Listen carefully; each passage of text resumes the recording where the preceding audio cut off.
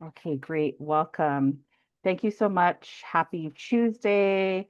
Thank you for joining us today, especially in the middle or maybe at the beginning of your lunch hour. We appreciate you. This is a great conversation to have and also to learn from. So I'm very excited to introduce to you our presenters for today. But just also like to welcome you into this space. So as you're joining us, please feel free to introduce yourselves into the chat. Drop your name, the Hui, the community organization that you're tuning in from, and what drew you here today. What are the questions that we ask ourselves when we want to learn more about our upcoming workforce and our next generation, or our Gen Z, as we still call it. Today's presentation is coming to you from my organization called the Hawaii Workforce Funders Collaborative. So just a little bit about that. We're a nonprofit dedicated to the workforce development space. We are coming from a group of philanthropy and just foundations and funders who want to learn more about how to really understand systems in workforce development and how can we help elevate those stories, and also how can we help improve opportunities for Hawaii's workforce, uh, current, past, and also the future. We do this via a lot of different ways. We bring together stakeholders and partners. We are part of a number of cross-sector collaborations. And then we also offer thought leadership and data engagement opportunities to really dig into the data and understand that. But part of the work that I do, my name is Lamrona Meredith, I'm the Director of Community Programs here, is we run this thing called the Hawaii Worker Equity Lab, where we really explore and tease apart different ways to understand and also redesign, systems that help us in the workforce development space. So this is a safe space. This is great. Just also wanted to touch base that we are recording this for educational purposes. So we'll be sharing the information later with you all, and also for those who can't attend live. I'm excited and honored to introduce to you our presenters from our partner, the Center for Tomorrow's Leaders. Today, we're going to be hearing from Katie Chang and Joy Yoshida.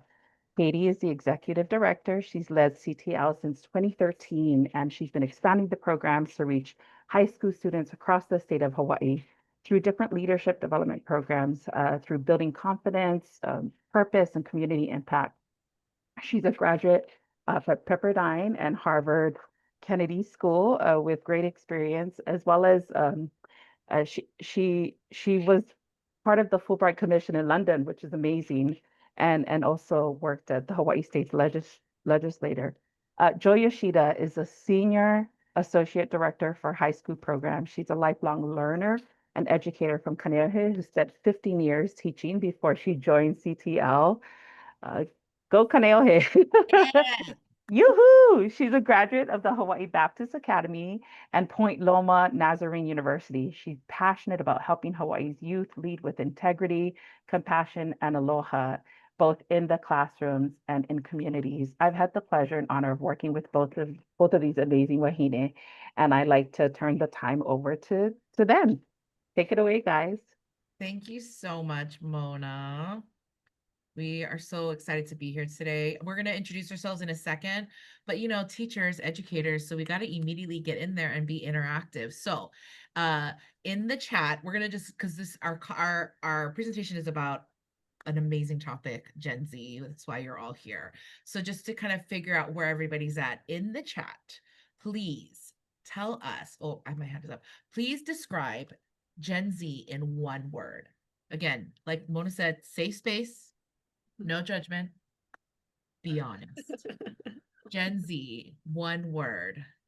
I see that stubbornness. Yes.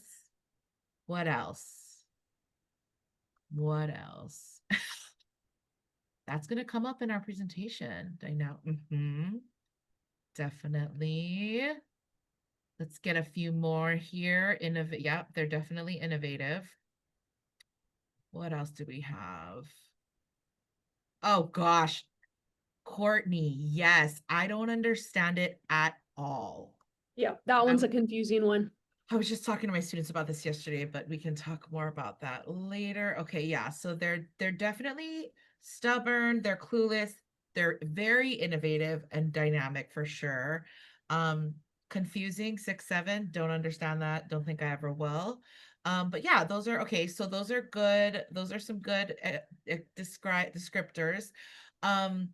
because so you guys work with or either are working with Gen Z or will be working with Gen Z.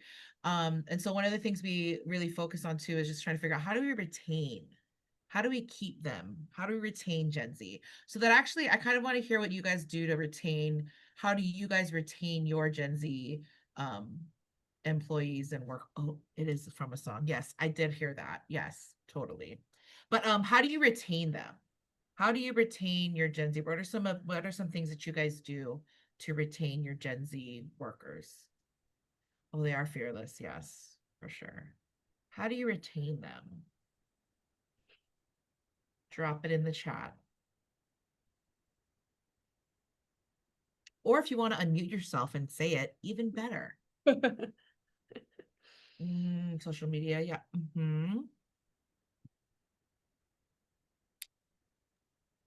I can unmute. We Yes, only have thank you, Courtney. one. Hi, Courtney. We only have one employee who's Gen Z, Okay. and I absolutely love her. A lot of times, I really do not get a lot of the lingo, so she'll help me with it. But I do a lot of training with Gen Z in our workforce development program. Okay. And one of the things I've noticed that there's been a lot of good feedback is just having multimodal. So having different ways to work with the different like learning styles. Okay. So some really prefer just the reading or the videos. So to answer your question, I would say like the flexibility, because I do Okay. feel like there's a lot more variation backgrounds and learning what they need. And I found that that's helped. Yeah, and as an educator, like it's differentiated learning, right? So however they receive information best is usually what happens. Oh my gosh, that's so rude, Mona. Boomer. I don't receive that for you at all. They do that all the time. That is so rude. Okay, and then Brian, yeah, treating them fairly as everyone else. We use an apprenticeship model scaffold. Oh, that's good. Yep. That's excellent. Yes, I feel like you guys are hitting on a lot of the things that we're going to be talking about today. So this is great. And the last chat question that I have, because this is less about describing them in one word, but hopefully this will be a little bit hopeful, although I don't want to push the agenda. I want you to describe in one word how you feel about Gen Z. So like I feel hopeful, question mark, on most days. If you can drop in the chat one word about how you feel about them, because they can be clueless, but you can still love them, and also maybe frustrated. One word, how you feel, or unmute, whatever you want to do. Some good reflection happening. I know, deep thinking. Okay. I see that. I feel that.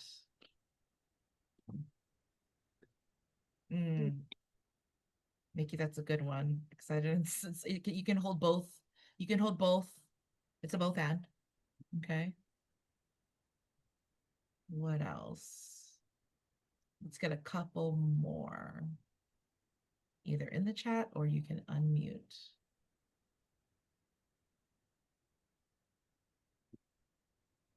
These are good. I like the both and very Yeah. much in line with I meeting love in the middle. emoji, Brian. Sometimes you just need a good emoji. I am right there with you. Okay. Well, Right. this is great initial thoughts and feelings, because that's pretty much what we're going to be talking about today, is just this group of these young people who are joining the workforce that we want to be so excited for and hopeful for. And also we know that there's a lot of things that we don't know. And so we're going to be sharing what we're experiencing and what we've researched and things like that. So hopefully we can help you guys with it, but I'm going to pass it over to Katie right now. Yeah, well, aloha. Good morning, everyone. Thanks for that feedback. It's helpful for us. Mona, thank you so much for having us. We're really grateful for the partnership. So we're going to be talking about meeting in the middle, understanding Hawaii's Gen Z workforce. And so like Joy mentioned, we kind of came by this work accidentally because we were working with tons and tons and tons of Gen Z. And so being able to maybe translate or just share our insights as Gen Z comes into the workforce is something that we've been doing actually more and more, particularly over the last couple of years, and we really, really enjoy it. I will say that this phraseology of meeting in the middle has become somewhat problematic to people. I think the frustration, candidly, particularly in the workforce, seems to be growing to a point that people don't like that language of the middle. Because they feel like they've come to the middle, and so there's actually been some great dialogue that we've had recently. So clearly this is a topic that is hot, that people want to talk about, that's going to be really important for workforce development as well. So a lot of what we're going to be sharing is survey information directly from the young people that we work with. And then there's a combination with some of the national, international data from the World Economic Forum and McKinsey. So hopefully a good blend of local and national data. And so we're going to go ahead and get started. But before we do, I wanted to share a little bit about the nonprofit Center for Tomorrow's Leaders. We run programs statewide, but our offices are on the campus of Honolulu Community College. Our mission statement's to engage, equip, and empower young leaders for Hawaii. And we're passionate about what probably everyone on this call is passionate about. We have young people who are clearly from Hawaii. Our curriculum is focused on them being for Hawaii, on Hawaii's team, based on Hawaii's values. But now the real tough part comes is we want them to be able to lead in Hawaii. We want them to be able to stay in Hawaii, to be able to work in Hawaii, to be able to afford a Hawaii. And that's a lot of what we've been focused on post-high school. And I'm sure a lot of you and your community-based organizations are focused on something quite similar. These are our values, which I'm sure, again, we share with many people on the call. First of all, character. All of our curriculum starts with values-based leadership and being a role model.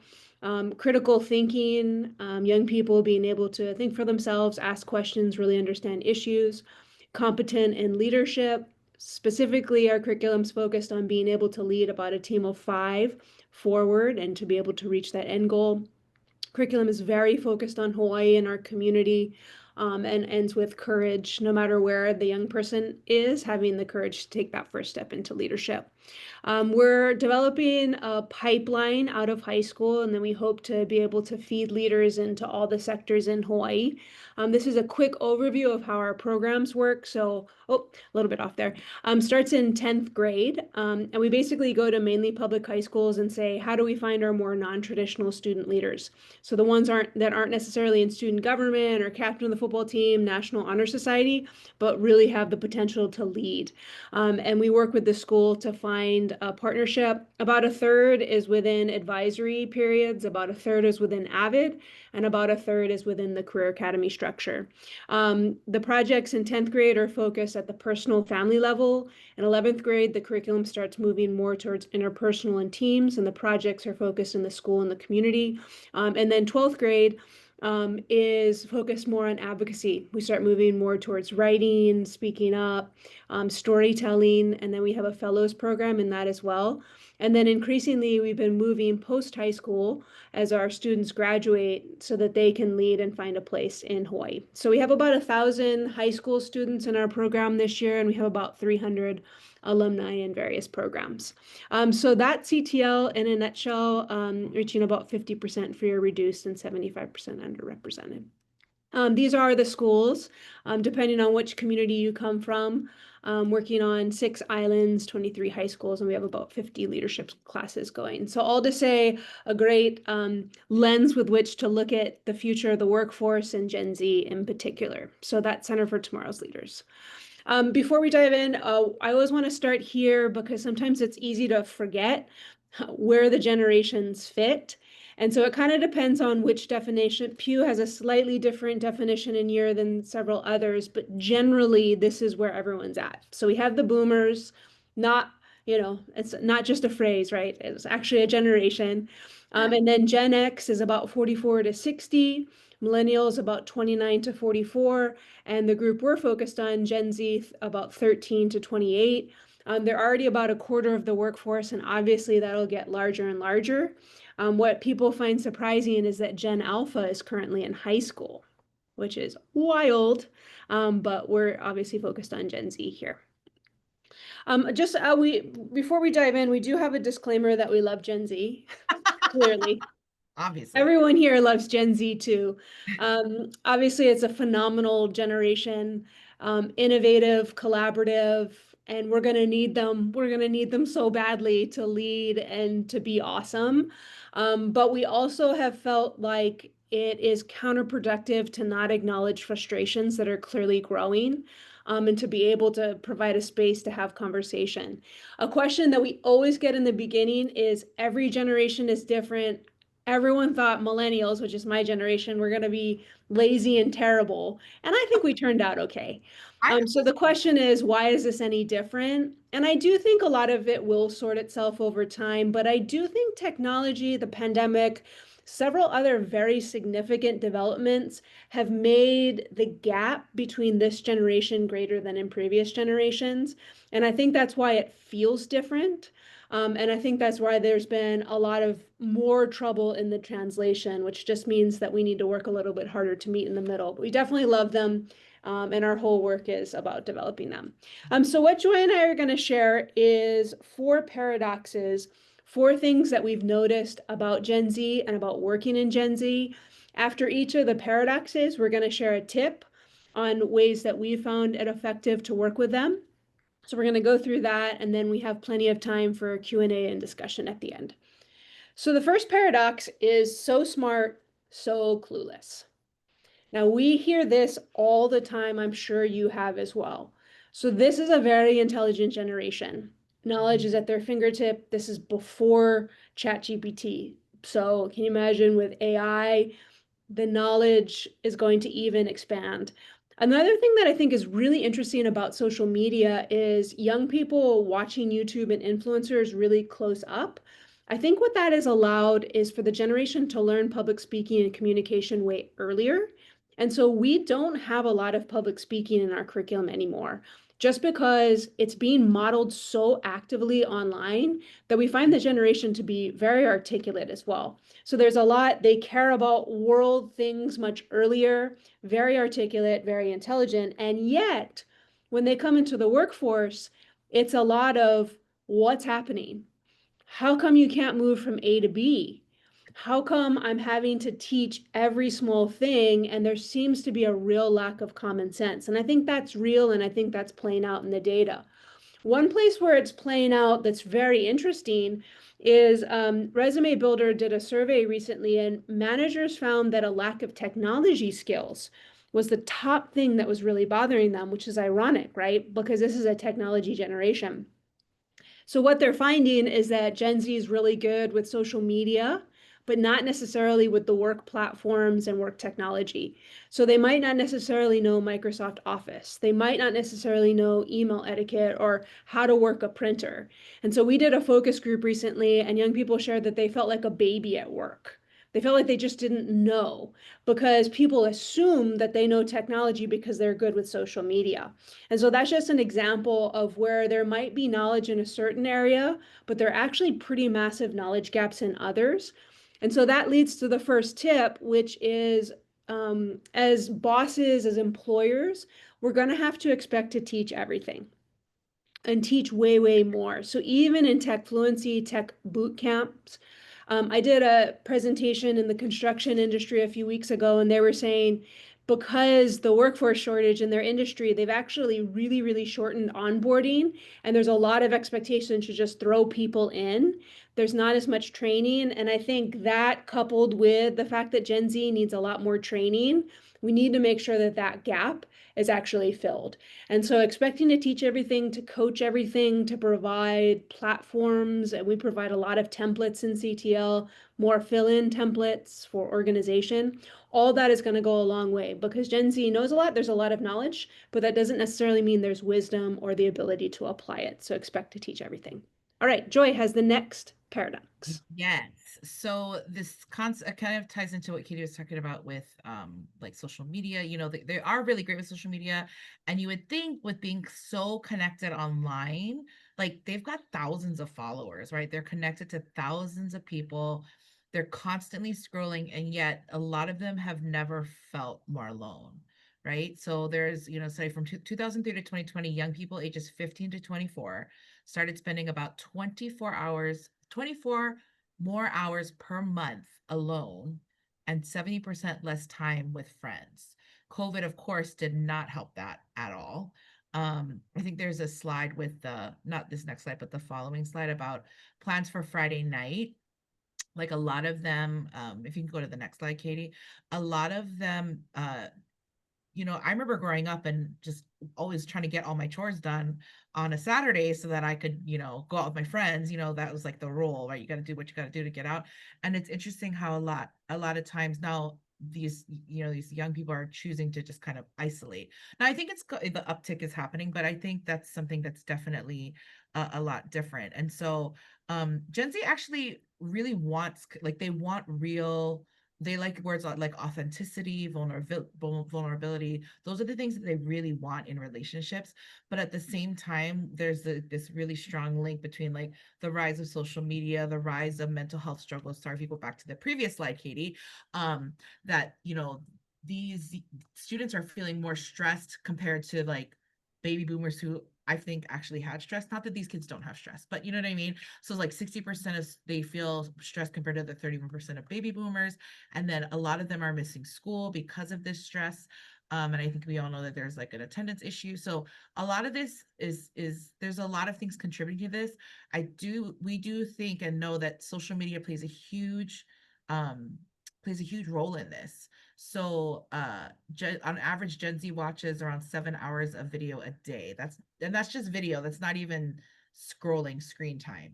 So there's something called the Great Rewiring, and actually, when our Vanguard, our alumni, are doing a project on this, and it's basically what psychologists are using to describe how over the past decade, constant phone, social media use has literally rewired our brains, especially for young people who grew up with screens. And so every notification, like, comment, it gives that hit of dopamine. I think we all know this, right?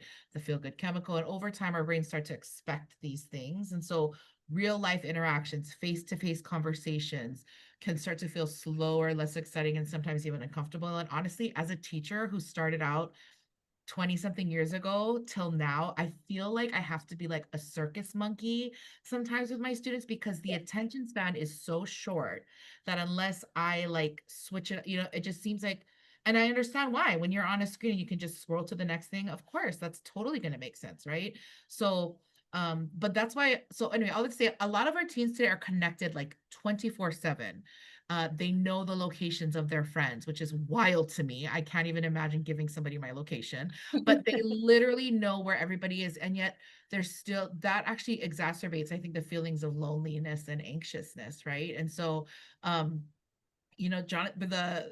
our researchers are saying the great rewiring has led to shorter attention spans, higher anxiety and depression, more sensitivity to stress and feedback, and more trouble forming deep relationships. And so the book, The Anxious Generation, I'm sure you've all heard of it, talks about that. But the hopeful part is that because our brains are so flexible, they can be rewired back.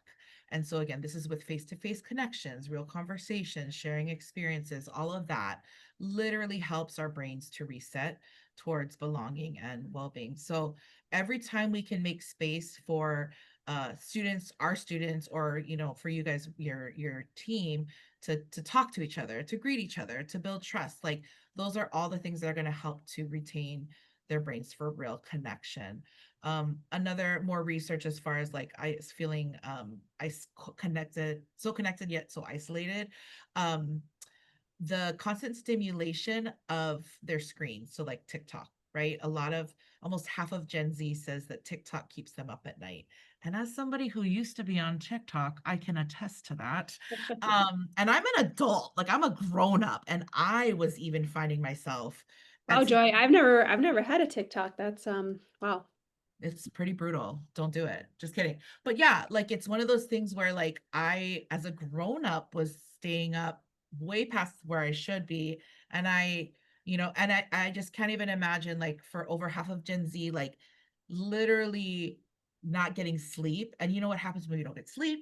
We get stressed. And when we get stressed, at least the anxiety, it's just like this vicious cycle.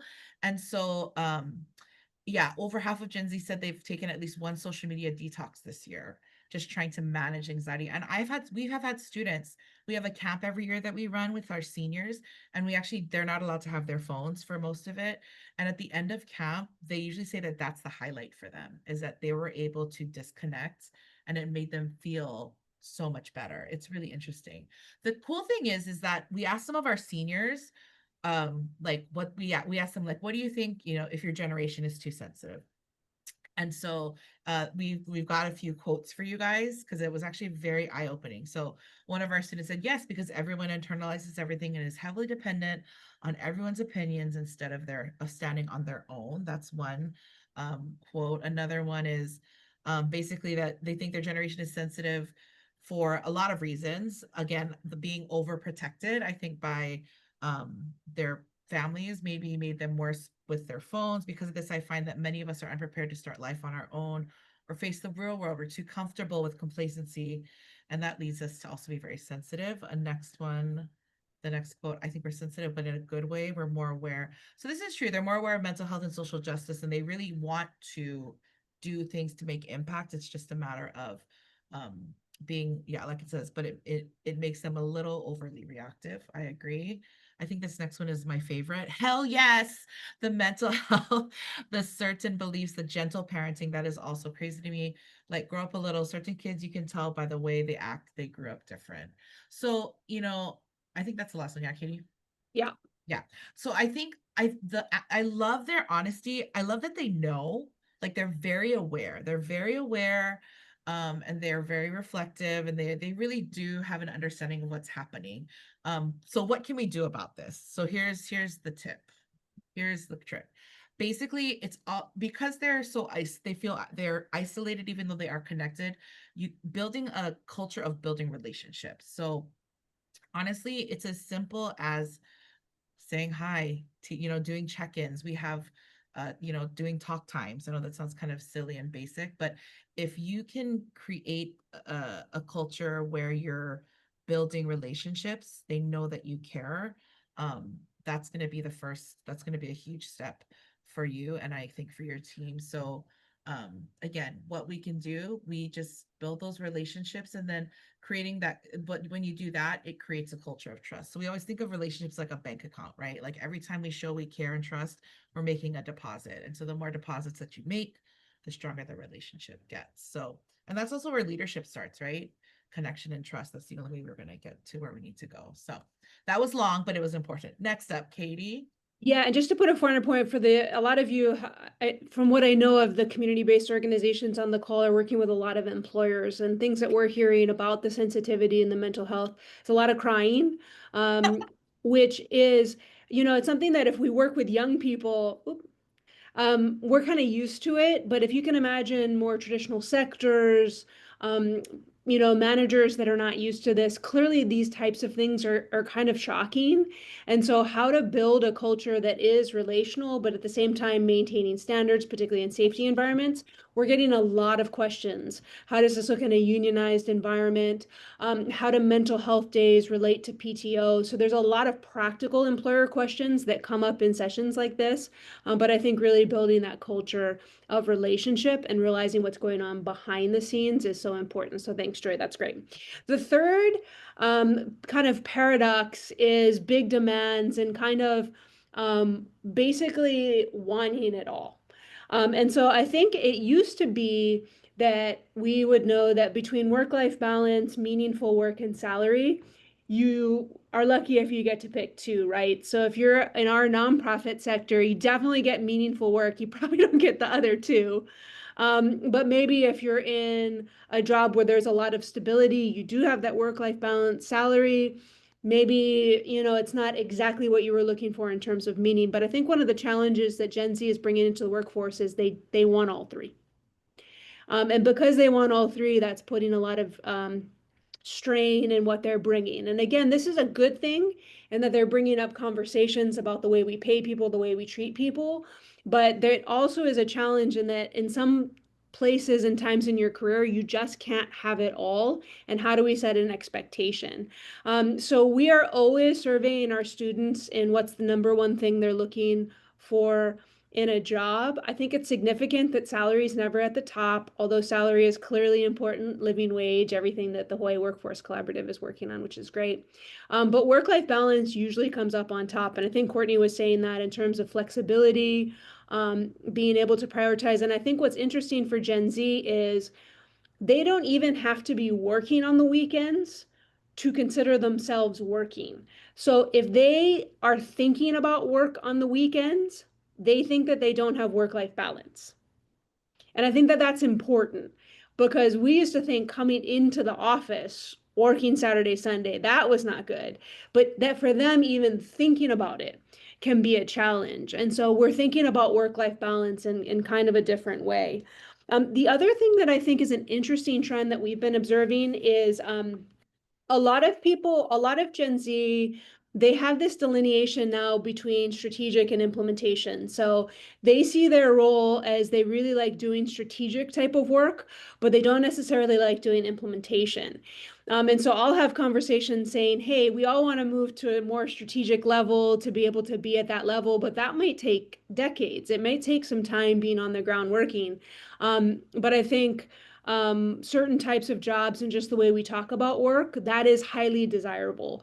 And I do think that that's going to present a challenge for sectors like the trades, construction, where there is an implementation component clearly. And so that's another thing that we're watching quite carefully. And so I think the tip, this one's a tough one because you can only pay what you pay and you can only provide the benefits that you can provide. And so what the best thing we found to do is just set clear expectations from the beginning. This is what I can offer. This is what it might look like in a few years. Whether or not they stay is up to them, but this is what it's going to look like. Here's what the job is going to look like. It might shift. Here's how you can grow. But I think being very, very clear on what you can and cannot do, because at the end of the day, you can't offer whatever salary. It's just not the reality. But being very clear on how the process works and where it might end, that can be very helpful to have that whole process explained. Because again, a lot of these expectations are being driven by social media. And so setting a clear expectation of what's actually happening on the ground, it can go a really long way. And our fourth paradox, Joy. Oh, I'll listen to you if you listen to me. So one of the things that we're really seeing with Gen Z, both in the classroom and in the workplace, is that they view themselves and their leaders as being on like pretty equal ground. So they grew up in a world where everyone can post, comment, share, so they can have they expect the same openness for the people in charge. So they see feedback as a two-way street. In our own survey, we actually asked students if they thought it was okay to give feedback to their boss, even if they weren't asked, and 42% of them said yes. So they have no problem giving feedback to a supervisor, a manager, or a teacher. And they expect to be able to ask honest questions back, even about things like pay or policy.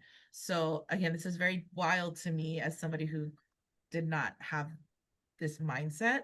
But I think it's because, again, the way in which they grew up was about their voice and things like that. So, but yeah, anyway, so more than anything, they want to feel, and I joke about this all the time because I also want this, but they want to feel seen, heard, and cared for.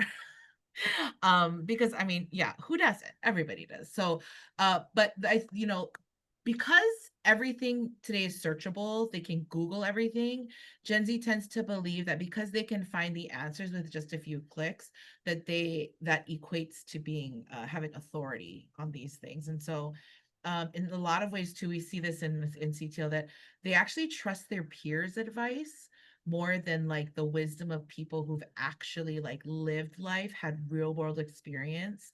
And a lot of times, again, technology has given this false sense of being very wise, and even sometimes a little bit intellectually superior to older generations, and that's just like not it. And so again, it's not usually arrogant, it's like a confidence that comes from having grown up in a world where information was instantly available. They knew everything because they could Google it. But again, that makes it harder for them to see value of experience in mentorship and having that long-term perspective. So again, we see this all the time in the classroom where sometimes we as facilitators have had to sort of find the balance between like having that authority and also taking on the role of being a coach. So that actually comes to our tip for how we can create the space for the back and forth and not just have a one-way conversation. So adopting a coaching mindset. So again, when you think of a coach, they're not the ones that are necessarily doing the work. They're on the sidelines kind of giving suggestions and things, and they have the big picture, right, in mind. But also kind of giving and making the players that they have to be the part of it, right? So regular check-ins versus just like one time a year or 2 times a year, getting to know who they are. Again, we joke about seen, loved, and hurt. What is it? Seen, heard, and loved. Loved, right?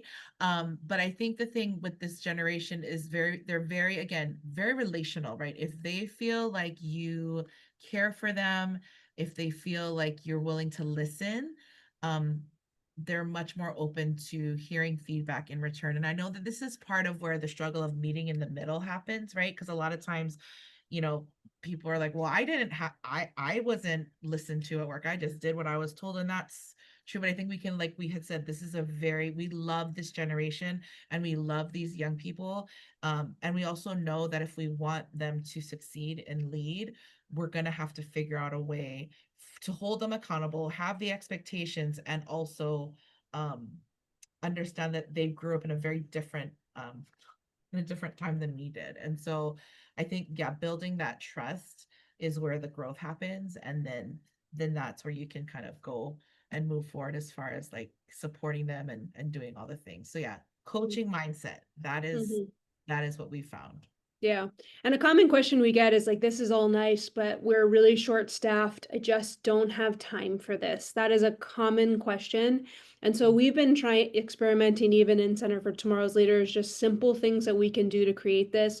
So like for the 5 minutes starting our staff meetings now every Friday, everyone can do a picture slideshow. So tell us in 5 slides with pictures who you are and what's important to you, so you can actually see the personal component.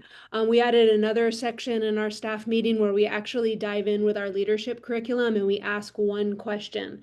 And everyone can like, hey, I don't know if I agree with that. This kind of bothers me. And where everybody can actually engage with each other. Another thing that I started to do in my teaching too is when I presented ideas and information, I gave the opportunity for the Gen Z to have a week to research it and think about, and then without me saying anything, they had 10 minutes to respond at the next session. So it allowed that time for them to actually do the research and understand more, but it gave them their time and space to be able to respond with what it is. So I think there are small things that we can do to create that, as Joy was saying, having that relational mindset, a coaching mindset, and regular check-ins, because this generation is very purpose-oriented. They are very interested, again, in seen, heard, and loved, which is different than previous generations. All right, so those are our 4 paradoxes. I'm sure you have something either you wanted to share, a question that you wanted to ask. So we'd like to turn it over to everyone to see either in the chat or if you want to unmute, if there's questions that you have or something that you wanted to engage with.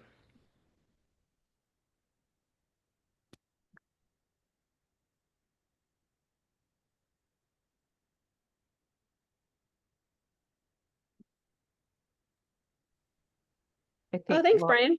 Thanks, Brian. Well, folks are thinking, thank you so much, you guys.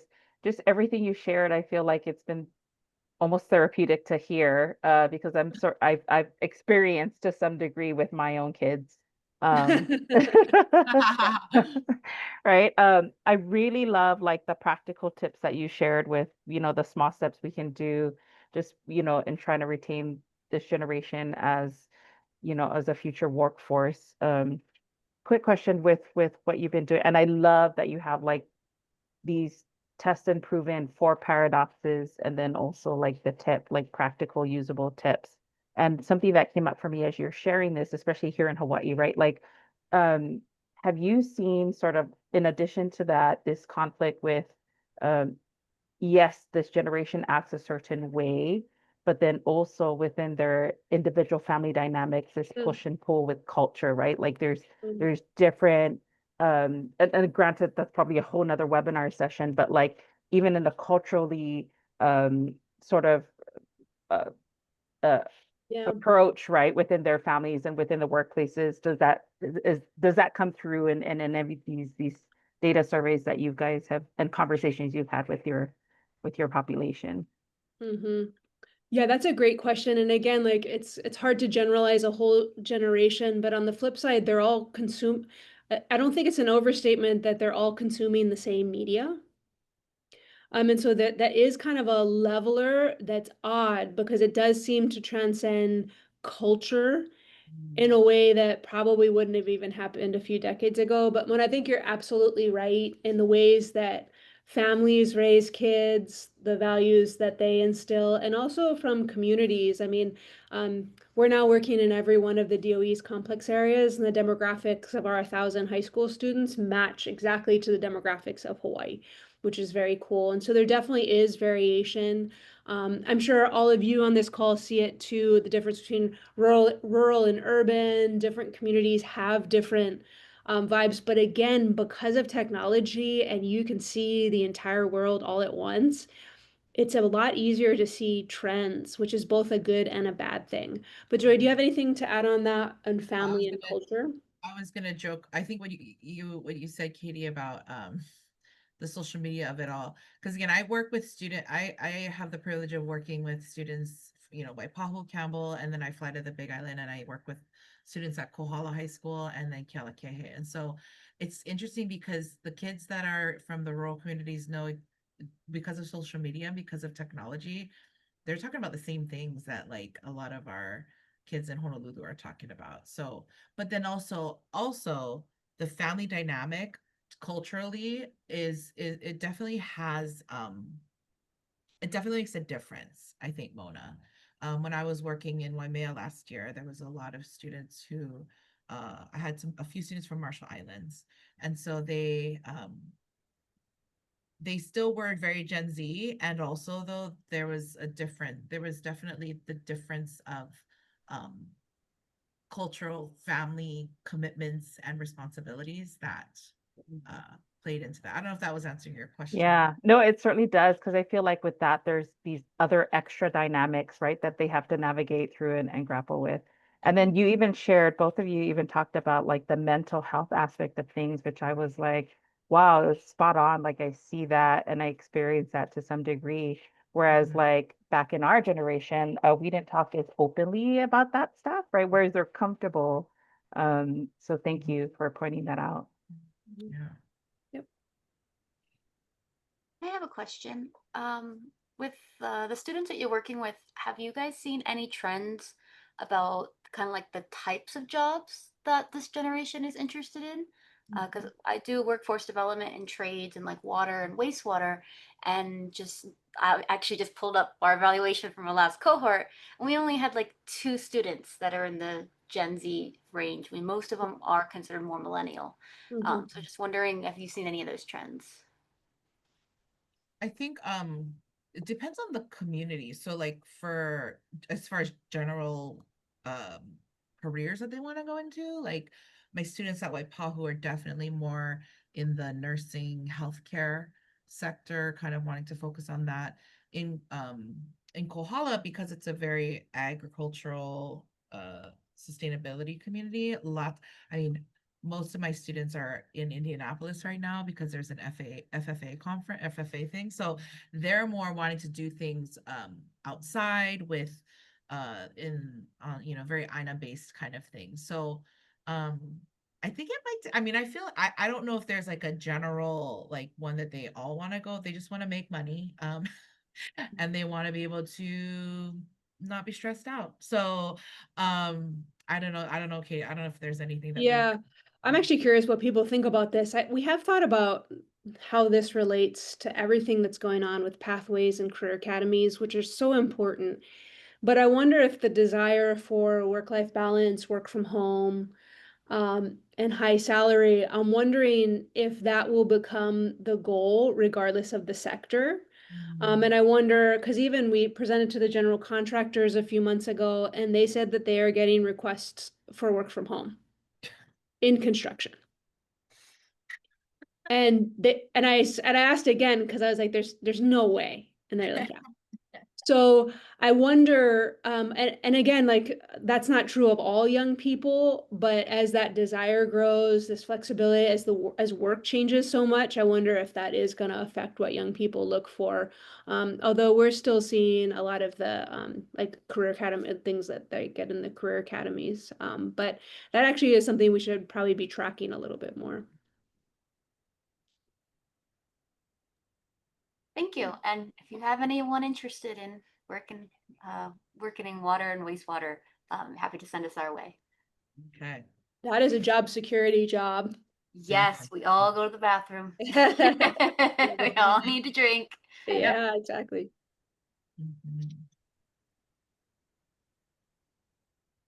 I have a quick question. Thanks for this really important presentation.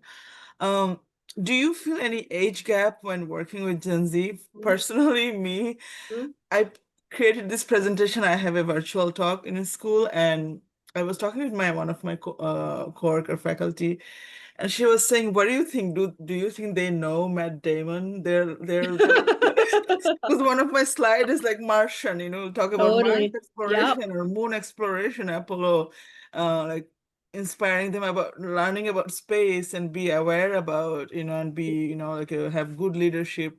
But then I become really soft. I'm like, wow, they're so young. They're like 15 years old probably or something. So do you feel any age gap, and how do you cope with how do you manage it? What a great question. I feel like if you were to come by our water cooler at work, we talk about this. Do you think they know? And then what's 6, 7? Yeah, exactly. But yeah, I mean, I feel like probably every generation has felt this, but again, because it feels accelerated. Yeah, I mean, I'm an elder millennial, Kupuna millennial. Same. And yeah, I feel it all the time. I feel it all the time. And I do think I think the challenge for me is that there isn't as much verbal feedback. Like when you're teaching a class, you used to get kind of engagement and a lot of, you could read faces, but it's way less now. It's way harder to read their faces. And I used to rely so much on that. So I just have to say, they are getting something. This is great. Like, just keep going. So that's like a practical thing that I had to get used to. It's just, you just don't see the verbal expression that you used to. But Joy, what about you? What are some of your challenges in feeling it? I think I saw it somewhere, it's like Gen Z face or whatever, where they just Yeah. like, I am happy, I am engaged, and there's just like nothing. But I think, COVID didn't help with that. But I think because I'm clearly like a verbal processor and somebody who's very reactive when people are sharing and teaching. So I just expect that from my students. But I think, there was like a point where I was like, I'm still really cool. Like I'm an elder millennial, but like I know young people and I totally know like what. And then there was just the 6, 7 of it all. And like I would talk about, in sync, and they'd be like, who's that? And I'm like, get out of my classroom. And I just had to really, but then it's also like, I think part of it too, this is my own like armchair theory. I don't know if they necessarily want us to like the things that they like or know about the things that they know, because I think it's this like, it's like we're trying too hard. You know what I mean? I've tried and I've been told like, don't do that. Don't do that. I'm like, excuse me. But I think it's just one of those things where, there definitely is, it's happening. But I also think in the same breath that these young people want authenticity and genuine, I think they like love when we are who we are and like what we like. So keep showing Matt Damon on The Martian. I think that's a fabulous. And it's a great movie. Yeah, because I also think that if we try to like cater to them, they're gonna be like, Zac Efron is so 10 years ago, Miss Yosh. You know what I mean? But I'm like, I thought he was young, So I think if we sometimes trying too hard might be a little just be, you know, who you are. But I definitely remember, I feel that all the time. Yeah. It's like, I used to be the young, cool teacher, and now I am not. And I'm okay with it. It's fine. Yeah. So, Is it Mickey? Mickey has a yeah. question. Mhm.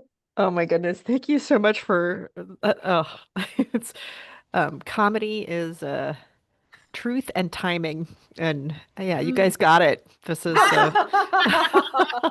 Beautiful The nicest sweetheart, I thing love anybody has said Mickey. about me all day. Yeah, seriously. yeah, that okay. Um this is so helpful. It's like that niggling feeling I get underneath things where I'm just like, I know there's something going on here and I haven't Yeah. figured out how to talk about it. So it's like Mhm. you've given me which is just gold. Mm, You know, because when you can frame it and talk about it, then you can actually do something about it. You know, you mm, can bring it out into the light. You can take it out Yeah. of the shadow. So I appreciate that so much. I work a lot on, and I have a history with working on decolonization, especially around education and culture.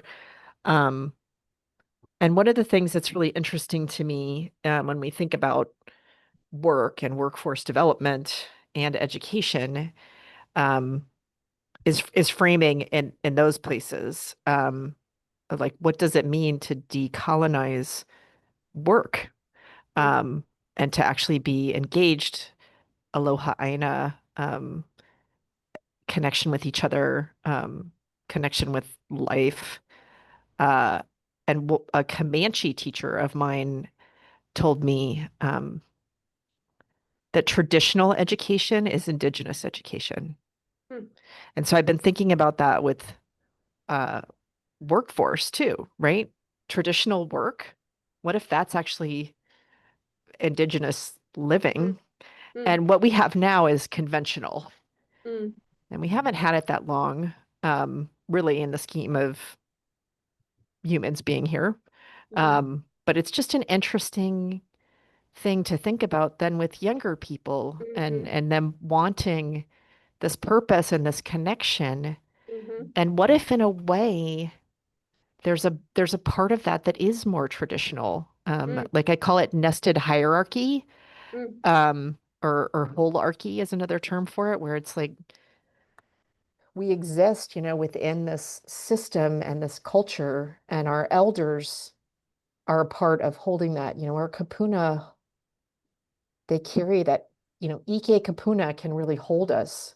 And what does that mean in relationship with our youth and having elders when we've got this situation going on, mhm, I'm not labeling it bad or anything, just like knowing that our nervous systems and in our development, we need that, you know, we need that connection.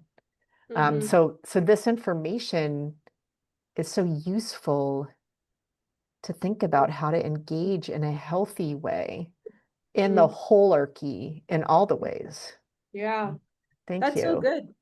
I think the kids would call it, is it meta? Yeah. It's like, no, I think that that's really good. And I think that's one of the things we've thought a lot about with this work, because there is an element of returning to more purpose-driven, understanding why things are the way that they are. There are things that are so great in what's happening. And then I heard a story of one of our students quit a really great job because the AC was too high and they were cold. So, instead of getting a sweater, they quit. And so it's like this balance of like, I love how you're reimagining work, and also like something is also happening here where it's like the younger generations also are misunderstanding something about the way. So, but that's why I think this idea of meeting in the middle, and I Mm, totally like I love what you're saying, because maybe we're actually just returning to something that's older. And yeah. that's another reason why we've been really big too on not just peer mentorship, but wisdom residing in our ancestors or older generation, because, assuming that you can learn everything in ChatGPT, there's no wisdom in ChatGPT. There's only knowledge. I mean, in some form of knowledge. And so I think that's, even that element of really holding the line, that we have to return. Everything feels new, but there is this sense of returning. So I don't know if I'm really responding to what you're saying, but there's a lot of wrestling in this. There are some elements that are good, and then there are some elements that obviously need to be addressed. But thank you for sharing that. That's really great. Thank you. Mhm.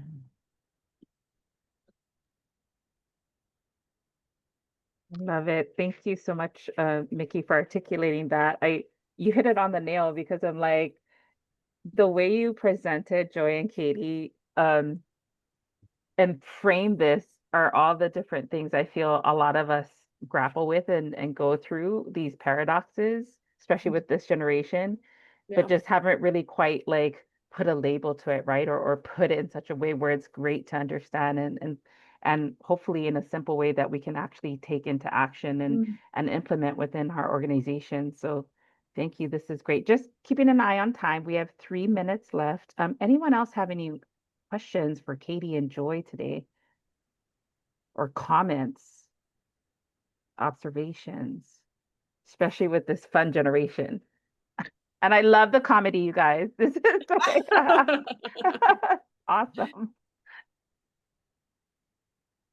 If nobody had something they wanted to say, there was one other thing I wanted to say about what you guys have been saying, which is I also work a lot with how we are in our nervous systems and neurodivergence.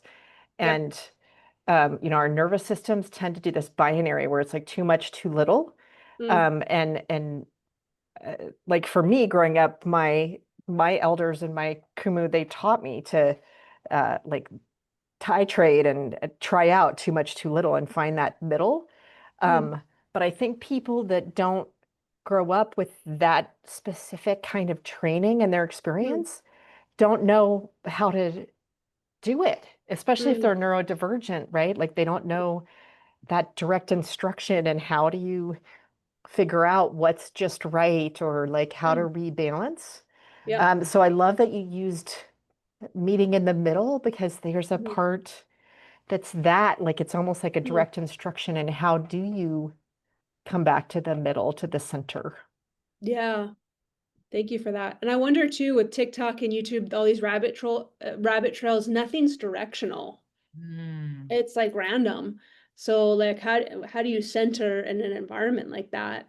And it's exactly what you're saying about your nervous system not oriented. That's I'm sure a big driver of stress too, right? So Mickey, you should come to a training with CTL. We would love I to. know. Our entire staff would love to center with you. Yeah. That was just going to be one of my other questions, you guys.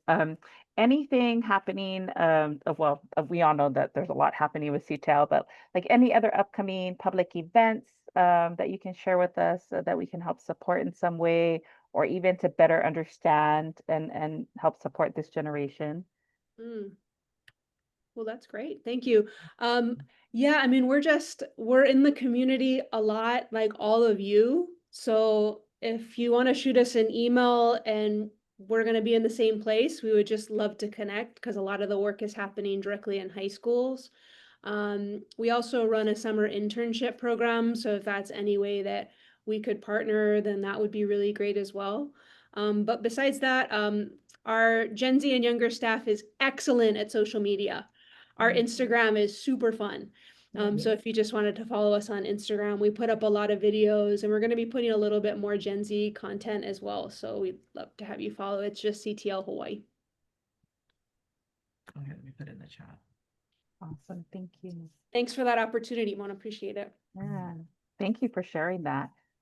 Any other parting comments, Joy, Katie, Thank you anyone so much. else? Yeah. Thank you for putting this together. We had Mona. fun. I'm Thank you. Thanks for excited. including us. Yeah. Thank Fun. you.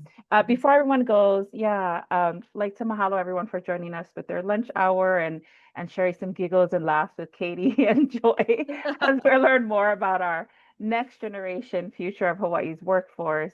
Very, very golden stuff here we learned. Just a few housekeeping things. I will be sending out a mahalo email along with the